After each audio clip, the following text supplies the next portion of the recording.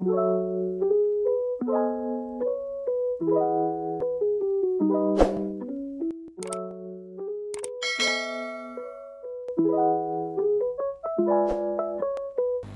guys, welcome back to my YouTube channel. Jadi di video hari ini aku mau bahas soal apa aja yang harus kalian tahu sebelum kalian masuk ke kuliah.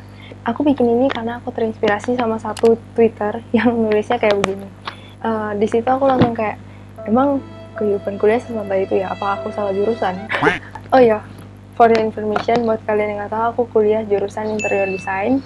Kalau misalnya kalian mau tahu tentang kehidupan anak interior design, kalian bisa lihat video-video aku yang lainnya, karena aku banyak banget bikin video tentang interior design. Kalian bisa cek aja di sana. Dan buat kalian yang baru, jangan lupa di subscribe, karena aku bakal bikin konten-konten lainnya tentang kuliahan. Jadi aku mau bikin video ini supaya kalian semua bisa dapat bayangan nanti kehidupan di kuliah itu kayak gimana. Jadi kita langsung aja mulai ke yang pertama. Jadi yang pertama itu, kehidupan di kuliah itu nggak sesantai yang dipikirkan. Dan yang aku tahu dari anak-anak SMA, mereka tuh tanya ke aku, kalau misalnya pas kita kuliah itu kita bisa sambil kerja nggak sih? Sebenarnya ada beberapa kampus yang adain jurusan untuk pekerja. Tapi sebenarnya kalau misalnya hektik itu biasa cuma di awal semester doang. Jadi misalnya dari semester 1 sampai 3 itu benar-benar hektik banget ya kalau di kampus aku. Mungkin semester 4 sampai 6 itu baru mulai santai. Yang benar-benar santai itu mungkin semester 5 sama 6 kali ya. Semester 6 deh. 5 kayaknya masih hektik deh. Semester 6 kayaknya yang mulai santai gitu.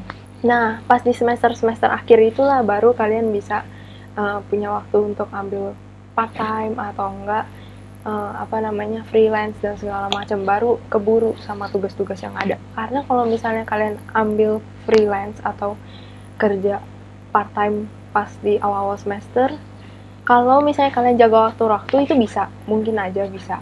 Tapi saran aku sih lebih baik fokus dulu gitu. Habis itu nanti di semester akhir baru mulai ambil part time dan freelance dan segala macam gitu. Yang kedua, kalian harus cari teman sepergaulan yang positif. Kalau misalnya kuliah itu, kita tuh gampang banget terpengaruh sama teman-teman kita. Kalau misalnya teman-teman kita males, itu kita juga bisa kebawa ikut males gitu loh. Misalnya kita mau cari teman-teman yang rajin juga, itu kita bisa jadi ikut rajin loh. Misalnya nih, kayak ada waktu senggang, terus teman-teman kalian ngerjain tugas. Kalian tuh pasti langsung terbawa pengen, ya udahlah kerjain tugas juga lah, biar abisin waktunya ada berfaedah dikit gitu. Tapi kalau misalnya teman-teman sepergaulan kalian misalnya yang kayak nggak peduli kuliah dan segala macam, wah itu udah susah sih. Kalian pasti kebawa juga, jadi lama-lama tuh jadi makin males juga gitu.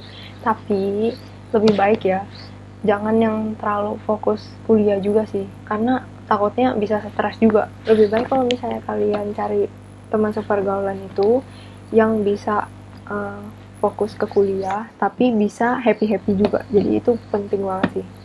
Soalnya, itu kalian tuh bakal terpengaruh selama 4 tahun kalian kuliah itu. Dan mungkin kedepannya bakal terpengaruh juga. Nggak cuma kuliah doang sih. Kalau misalnya kalian SMA, di teman-teman kalian juga ada yang malas juga, kalian bisa ikut jadi malas juga, itu juga bisa gitu. Jadi bukan cuma kehidupan di kuliah yang kayak begitu. Yang ketiga, kalian harus latihan nulis cepet. Dosen itu gak bakal nunggu kalian nyatet sampai selesai baru di next slide. Kalian kayaknya harusnya udah denger dari beberapa senior kalian sih harusnya yang ngomong kayak gini. Karena ini bener-bener dosen itu gak nungguin kita nyatet gitu. Dan tipsnya, kalau misalnya dosennya cepet banget ngomongnya, udah rekam aja. Aku juga kayak gitu, aku dulu pakai rekam, maksudnya rekam suara, voice note gitu kan. Atau enggak, kalau misalnya ada PPT, itu biasa aku fotoin satu-satu slide-nya gitu. Tapi ada beberapa dosen juga yang baik sih, kalau di kampus aku ya. Ada beberapa dosen yang baik yang ngasih PPT-nya ke kita semua, atau enggak ada yang kasih handout ke kita gitu. Di kampus aku tuh ada beberapa dosen yang kayak gitu. Jadi ya tergantung, semuanya balik lagi sih ke dosen masing-masing gitu. Ada yang baik, ada juga yang ngomongnya cepet banget dan gak ditungguin kita nyatet sampai selesai. Makanya HP aku itu semua catatan semua, dan Aku tuh mikirnya kan, oh mungkin nanti pas aku pulang, aku review, terus aku sambil nyatet ke binder aku gitu. Tapi sumpah nggak ada waktu buat nyatet begitu lagi. Awal-awal mungkin masih rajin kali ya, tapi akhir-akhir tuh udah, aduh males deh.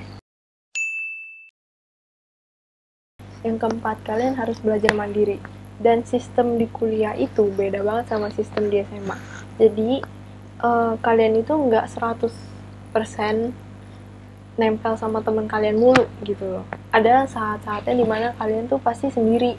Kayak misalnya kita ada kelas ini sendiri, ada kelas itu sendiri, jadi kita tuh benar-benar harus mandiri. Apalagi kalau misalnya kita PP-nya tuh kita nggak ngekos, kita PP dari rumah ke kuliah gitu. Jadi harus benar-benar mandiri. Soalnya kayak pengalaman aku kemarin, aku tuh mikir kan, karena aku dari SMA itu ada 2 teman aku yang satu kelas sama aku, jadi aku mikirnya, oh tiap hari bakal bareng nih, santai aja lah gitu kan.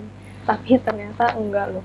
Ternyata aku ada waktu dimana aku ngambil ekstra kelas sendiri sama satu teman aku, tapi nggak satu arah jalannya gitu. Jadi kita masing-masing ketemu di kampus. Nah jadi kayak gitu tuh aku harus belajar naik busway sendiri, terus OTW sendiri dan segala macam gitu. Jadi kalian itu nggak 100% nempel sama teman kalian dulu, ada saatnya dimana kalian tuh harus mandiri sendiri. Dan itu kayaknya emang harus dilatih dari awal, dari kita sekarang gitu. Karena ya kedepannya kita bakal harus bisa mandiri juga, nggak harus nempel sama teman kita mulu.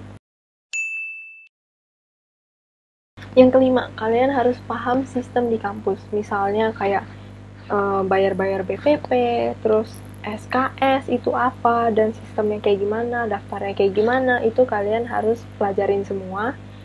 Apalagi ya, misalnya kayak kalau misalnya kalian beasiswa itu prosesnya kayak gimana, ya kayak gitu-gitu. Kalian harus tahu ini supaya nanti pas kalian masuk kuliah itu kalian udah gak bingung lagi. Gak kayak aku waktu itu masuk kuliah terus gak ngerti apa-apa. Yang keenam, kalian harus cari gadget untuk penunjang jurusan kalian. Misalnya kayak aku nih sekarang, aku kan desain interior, harus pakai laptop dan speknya tuh harus tinggi kan. Jadi aku harus cari-cari mulai dari sekarang supaya nanti pas kalian kuliah itu laptop yang kalian beli itu nggak salah gitu. Karena itu penting banget ya, itu berpengaruh banget. Dan laptop itu kan mahal ya, kecuali kalian yang tajir ya, itu beda ceritanya. Jadi itu aja hal-hal yang perlu kalian tahu sebelum kalian masuk kuliah. Sebenarnya kalau misalnya kita kuliah ini tergantung kitanya ngatur waktu kita masing-masing. Karena kalau misalnya kita nggak jago atur waktu, itu bener-bener bakal kelabakan semua. Kayak aku tuh kemarin pas aku pernah coba, aku atur waktu aku sedetail mungkin, dan itu berhasil. Aku bisa ngikutin jadwal-jadwal yang ada di kuliahan aku, dan bahkan aku ada free time gitu buat sama teman-teman aku ke mall dan segala macem gitu. Tapi kalau misalnya kalian gak jago atur waktu, kayak aku pas di semester 5 itu kemarin tuh kelabakan banget untuk ngejar tugas, ngejar pelajaran, terus belajar buat ujian, itu bakal kelabakan semua. Jadi paling penting pas kuliah itu harus jago atur waktu. Itu aja sih. Oke, jadi itu aja hal-hal yang perlu kalian tahu sebelum kalian masuk ke kuliah. Semoga ini bisa jadi bekal buat kalian sebelum kalian masuk ke kuliah, dan kalian bisa atur jadwal sebaik mungkin pas kalian kuliah. Dari satu video ini sebenarnya intinya ya jaga atur waktu gitu doang. Oke guys, bye, see you in the next video.